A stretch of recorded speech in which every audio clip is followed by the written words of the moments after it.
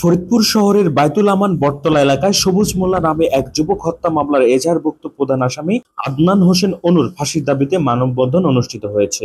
রোববার বেলা 11টার দিকে ফরিদপুর প্রেস ক্লাবের সামনে এই মানববন্ধন করে নিহত স্বজনেরা। আদনান হোসেন অনু বর্তমানে ফরিদপুর জেলা ছাত্রদলের সভাপতির দায়িত্ব পালন করছে। জানা গেছে, ফরিদপুর শহরের বায়তুল আমান বটতলা এলাকায় 2022 সালের 4 জুলাই সবুজ মোল্লা নামে এক যুবককে হত্যা করে দুর্বৃত্তরা। ওই হত্যা মামলার এজাহারভুক্ত 1 নম্বর আসামি আদনান হোসেন অনু। হত্যা মামলার অনেক আসামিকে গ্রেপ্তার করা হলেও প্রধান আসামি আদনান হোসেন অনু পলাতক থাকায় তাকে এতদিন গ্রেপ্তার করা যায়নি। গত বৃহস্পতিবার বিকেলে ফরিদপুর জেলা মহানগর ছাত্রদলের কর্মী সম্মেলনে প্রবেশকালে কোতোয়ালি থানা পুলিশ তাকে গ্রেপ্তার করে।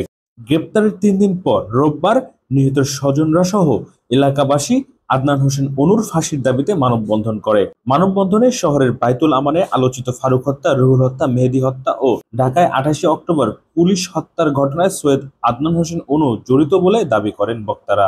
মানববন্ধনে বক্তব্য রাখেন বায়তুল আমান এলাকার নিহত সবুজ মোল্লার বাবা শহীদ মোল্লা, মা কুলসুম বেগম, খালা রেহানা বেগম, প্রত্যয় আনোয়ার সহ নাজমুল ইসলাম, সুমন সহ অন্যান্য ব্যক্তিরা। এ সময় বক্তারা বলেন, আদনান হোসেন অনু বায়তুল আমান এলাকার শীর্ষ সন্ত্রাসী। সবুজ হত্যায় তার ফাঁসি চাই। অন্যান্য আসামিরা জামিনে বেরিয়ে এসে এখন আমাদের পরিবারকে হুমকি ধামকি দিচ্ছে। এজন্য আমরা আতঙ্কের মধ্যে দিন কাটাচ্ছি।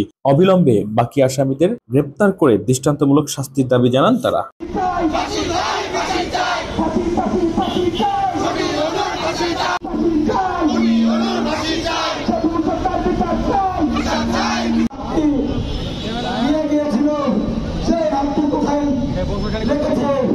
সেই কাউকে উপহার দিয়েছিলেন ওই সন্ত্রাসীরা, কারণ সবুজের হাতটি ছিল তাদের আশা। সেই আসামিগুলো আপনারা শীঘ্র ধরার ব্যবস্থা করেন, তা না হলে যেভাবে মায়ের বদলে মার দেওয়া হবে। কিন্তু আমরা আইনের প্রতি সম্মান রেখে শ্রদ্ধা রেখে 2 বছর হয়েছে, এখনো সবুজের হত্যার দাবিতে আমরা কখনো কাউকে একটি ফুলের টুকাও দেয় নেই, ফুলের টুকাও দেয় নেই। তার মানে এরকম নয় যে আমরা চুপ করে আছি। আইনের প্রতি সম্মান রেখে আমরা এই 2 বছর দেখেছি। তাই তো তারা অনেক সন্ত্রাসীরা বুক ফুলে বলে তারা অ্যাক্টিং করেছেন। এরকম 2-1টি খুব করলেও তাদের কিছু হয় না। আরে কোনো বাচ্চারা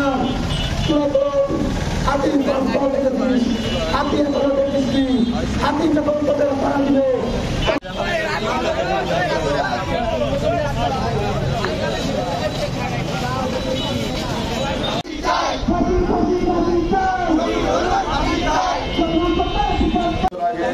হত্যা করেছে, তার শরীরের থেকে একটি হাত বিচ্ছিন্ন করে তারা নিয়ে গেছে। ফরিদপুরের জেলা প্রশাসনকে, প্রশাসন পুলিশকে আমি ধন্যবাদ জানাই যে তারা একটু দেরিতে হলেও যে এই ঘটনার যে মূল আসামি তাকে যে ধরতে পেরেছে, এর জন্য আমি প্রশাসনকে ধন্যবাদ জানাই। আমি আদালতের কাছে অনুরোধ করব, দাবি করব, সবুজের এই নৃশংস হত্যার বিচার যেন সবুজের বাবা মা, আমরা সবুজের বন্ধুরা যেন সঠিক সুষ্ঠু বিচার পাই। আমি আদালতের কাছে অনুরোধ করব এবং ফরিদপুরের পুলিশ প্রশাসনের কাছে অনুরোধ করব। আপনাদেরকে আবারও ধন্যবাদ যে আপনারা প্রধান আসামিকে ধরতে পেরেছেন এবং বাকি যারা আসামি আছে তাদেরকেও যেন আপনারা দ্রুত ধরতে পারেন। আমি আপনাদের সকলের কাছে এই অনুরোধ করবো এবং আমার বন্ধুর হাতটাকে যত দ্রুত সম্ভব আমাদের কাছে ফিরে যাবো আমি প্রশাসনের কাছে এই দাবি করবো। এবং